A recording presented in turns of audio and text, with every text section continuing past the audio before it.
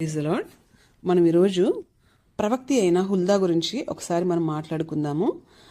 ఈమె అంటే ఏ పీరియడ్లో ఉన్నింది, ఈమె ఏం ప్రాఫెసీ చెప్పింది అని బైబిల్లో రాయబడి ఉందనేది ఒకసారి మనం చూద్దాము. 2 రాజుల గ్రంథము 22 అధ్యాయంలో 14వ వచనం నుంచి 20వ వచనం వరకు ఈమె గురించి రాయబడిందనమాట. అంత బైబిల్ అంత ఫెమిలియర్గా మనకు ఆమె గురి పేరు మనం వినం, కానీ బైబిల్లో దేవుడు పరిశుద్ధాత్మ దేవుడు ఈమె గురించి రాపిచ్చి పెట్టాడనమాట.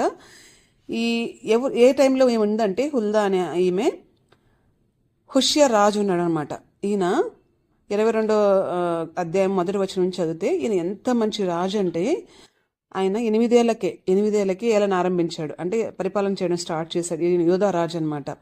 ఈయన 31 సంవత్సరం పరిపాలన చేశాడనమాట. ఈ 31 సంవత్సరం పరిపాలనలో 18వ సంవత్సరం ఆయన పరిపాలన ఆరంభించిన తర్వాత 18 సంవత్సరంలో ఆయన ఏం చేస్తాడు అంటే ఈయన ఏం చేస్తాడంటే ఈయన